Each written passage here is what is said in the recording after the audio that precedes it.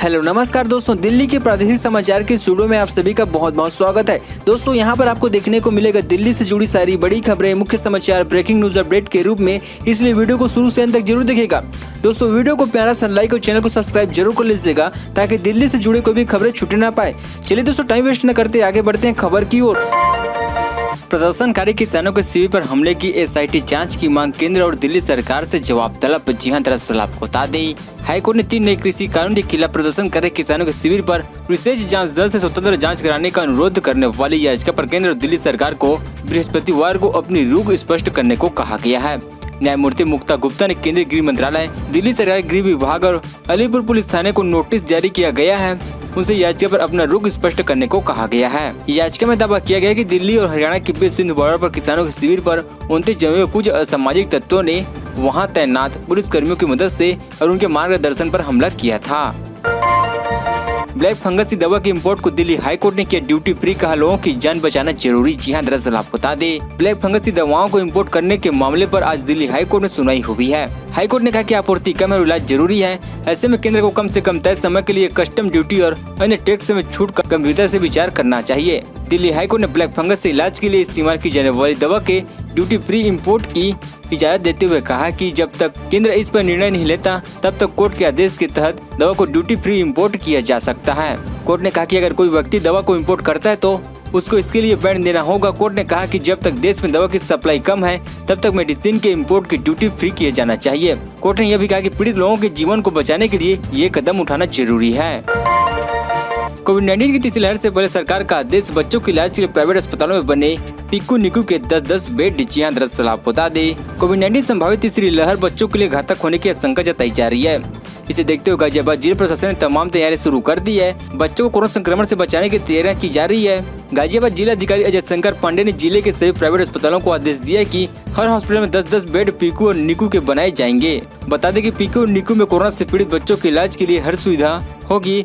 वहीं गाजियाबाद जिला अधिकारी अजय शंकर पांडे ने गाजियाबाद के संतोष मेडिकल हॉस्पिटल का दौरा किया और वहां के पीकू और निकू वार्ड का जायजा लिया।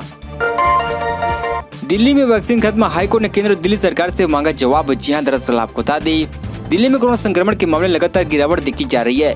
पिछले 24 घंटों में सिर्फ 1491 नए संक्रमित सामने आए हैं। इसके साथ ही 130 लोगों की संक्रमण की वजह से जान चली गई है। वहीं राहत की खबर यह भी है कि 24 घंटों में 3952 लोग कोरोना से ठीक होकर अस्पताल से घर जा चुके हैं। राजधानी दिल्ली में फिलहाल कोरोना संक्रमण के 14,21,477 पॉजिटिव मामले हैं। वहीं 19,148 एक्टिव मामले हैं। सुकून देने वाली बात यह है कि लगातार बढ़ रहे मामलों के बाद अब दिल्ली में संक्रमण की दर 2% से भी नीचे पहुंच गया है। आंकड़ों के मुताबिक राजधानी फिलहाल पॉजिटिव रेट 293% है। बुधवार को 30 मार्च के बाद सबसे कम केस सामने आए हैं। 24 घंटों में 37 मरीजों की जान चली गई है। राज्य में मरने वालों का कुल आंकड़ा 23,695 हो गया है। 15 अप्रैल के बाद एक दिन में हुई सबसे कम मौतें हैं। मशहूर यूट्यूबर ने कुत्ते को गुब्बारे से बांधकर आसमान में उड़ाया, शिकायत के बाद हुआ गिरफ्तार। जी हां, दरअसल आपको बता दें, दिल्ली में गुब्बारे के सहारे कुत्ते को बांधकर आसमान में उड़ाने के आरोप में चर्चित यूट्यूबर को गिरफ्तार किया गया है। घटना दिल्ली के मालवीय नगर थाने की है, जहां पुलिस ने आरोपी गौरव जॉन को गिरफ्तार किया है। जानकारी के मुताबिक आरोपी यूट्यूबर गौरव और उनकी मां पर दिल्ली पुलिस ने आईपीसी धारा 188, 269, 34 पशु क्रूरता अधिनियम के तहत केस दर्ज किया गया है। आरोपी गौरव जॉन नाम से एक यूट्यूब चैनल चलाता है। गौरव ने अपने पालतू कुत्ते डॉलर को हवा में उड़ाने वाले गुब्बारे से बांध दिया और उसे हवा में उड़ाने लगा। इसका वीडियो सोशल मीडिया पर वायरल हो गया, जिसके बाद यूट्यूबर की शिकायत मालवीय नगर थाने में की गई थी। वीडियो वायरल होने के बाद PFA संस्था ने आरोपी गौरव पर पशु क्रूरता की धाराओं के तहत केस दर्ज कर दिया गया है। हालांकि इस मामले के सामने आने के बाद यूट्यूबर गौरव ने वीडियो को अपने यूट्यूब चैनल से हटा दिया है।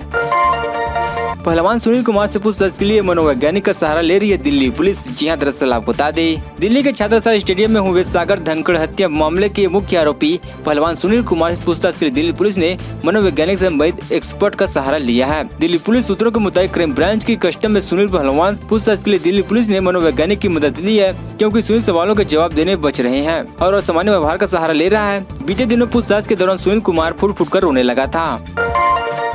दोस्तों अभी तक हमारे चैनल को सब्सक्राइब जरूर कर लीजिएगा ताकि आपको दिल्ली से जुड़ी सारी बड़ी खबरें इसी तरह से मिलते रहे।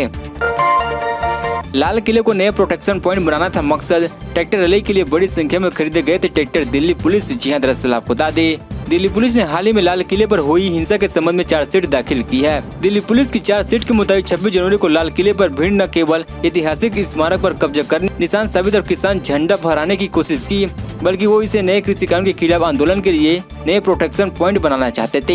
हिंसा की साजिश के बारे में बताते हुए साल 2019 के मुकाबले 2020 के दौरान हरियाणा और पंजाब में ट्रैक्टर की खरीदी के आंकड़ों का जिक्र किया गया है। कहा गया है कि जब दिसंबर 2020 में आंदोलन चरम पर था, उस वक्त पिछले साल के मुकाबले 95% ट्रैक्टर की ज्यादा खरीदी हुई है। 10 साल तक दिल्ली पुलिस में कांस्टेबल रहे फिरोजा अब यहीं बने एसीपी। कड़ी मेहनत से निकाला यूपीएससी एग्जाम। जी हाँ, दरअसल आपको बता दे, क्या आपने कभी ऐसा सुना है कि किसी दफ्तर में सबसे छोटे पद पर काम कर रहा व्यक्ति एक दिन मेहनत कर उसी ऑफिस का सबसे बड़ा पद हासिल कर लेता है? ऐसा फिल्में तो आपने देखा होगा, लेकिन दिल्ली पुलिस में 10 साल कांस्टेबल फिरोज आलम उन लोगों में से है जिन्होंने अपनी मेहनत से ऐसी एक कहानी को सच कर दिया है।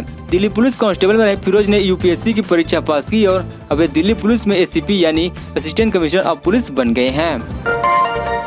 किसान नेता राकेश टिकैत की चेतावनी, किसान आंदोलन विफल हुआ तो सरकार हर चीज में अपनी मनमानी करेगी। जी हां, दरअसल आपको बता दे, भारतीय किसान यूनियन के नेता राकेश टिकैत ने बुधवार को कहा कि अगर महामारी के दौरान कानून बना सकते हैं तो वापस क्यों नहीं ले सकते। साथ ही दोहराया कि केंद्र के 3 विवादित कृषि कानून को वापस लिए जाने के बाद ही आंदोलनरत किसान दिल्ली की सीमाओं से हटेंगे। टिकैत के बयान उस दिन आए हैं जब केंद्र के 3 नए कृषि कानून के खिलाफ दिल्ली की सीमाओं पर टिकरी, गाजीपुर और सिंधु बॉर्डर पर प्रदर्शन कर रहे किसानों ने अपने आंदोलन के 6 माह पूरे होने पर बुधवार को काले दिवस मनाए और इस दौरान उन्होंने काले झंडे फहराए, सरकार विरोधी नारे लगाए, पुतले जलाए।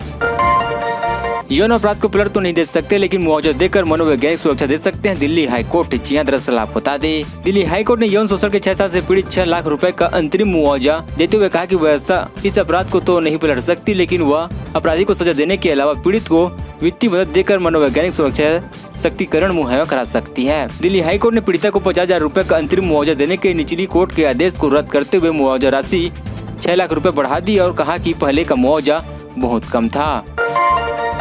इंसानियत शर्मसार, नोएडा में मृत कोरोना मरीजों के मोबाइल चुरा दी थी महिला सफाई कर्मी। पुलिस ने बरामद किए 6 मोबाइल। लीचियां, दरअसल आपको बता दें, कोविड-19 के मुश्किल दौर में कई जगह इंसानियत को शर्मसार करने के मामले सामने आ रही हैं। ऐसे एक मामले नोएडा से सामने आए हैं जहां मृत मरीजों के मोबाइल चुराने का मामला सामने आया है। मामले में सेक्टर 39 थाना पुलिस ने एक महिला को गिरफ्तार किया है जो कोरोना से मृत मरीजों के मोबाइल चुरा लिया करती थी। पुलिस ने सेक्टर 39 से कोविड अस्पताल के एक महिला सफाई कर्मी को गिरफ्तार किया है।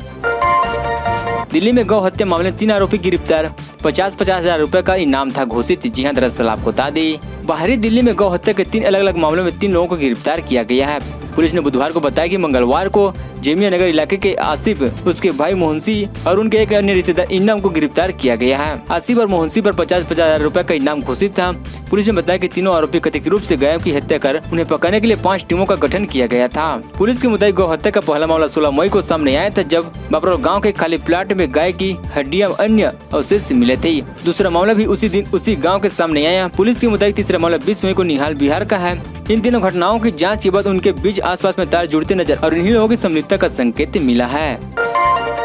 हत्याकांड में खुद की गिरफ्तारी से भी ज्यादा बड़ी है सुनील कुमार की अटेंशन। दरअसल आपको बता दें, छात्रावास स्टेडियम में हुई खूनी हिंसा में गिरफ्तार के बाद 6 दिन की पुलिस रिमांड काट रहे ओलंपिक सुनील पहलवान की चिंता खुद को लेकर नहीं है। दिल्ली पुलिस क्राइम ब्रांच सूत्रों की माने तो सुनील पहलवान अब इस बात को लेकर दिन रात परेशान है कि बाहरी दुनिया में अब खुद उनके साथ और उनके शुभचिंतकों परिजनों के साथ न मालूम क्या होगा। रिमांड के दौरान सुनील गहे इसी चिंता में देखे जा रहे हैं या वहीं काला जेटी जिसके मलेशिया व दुबई में छिपे होने की खबर लंबे समय से भारतीय एजेंसी को बीच बीच में चलती रहती है। दोस्तों, खबरों का सिलसिला बस यहीं तक। दोस्तों, वीडियो की जानकारी आपको अच्छी वीडियो को लाइक कीजिए। दोस्तों, आप दिल्ली निवासी हमारे चैनल को सब्सक्राइब कर दिल्ली से जुड़ी सारी बड़ी खबरों को इसी तरह से मिलते रहे। चलिए दोस्तों, अगले वीडियो में मिलते हैं। तब तक जय हिंद, जय भारत।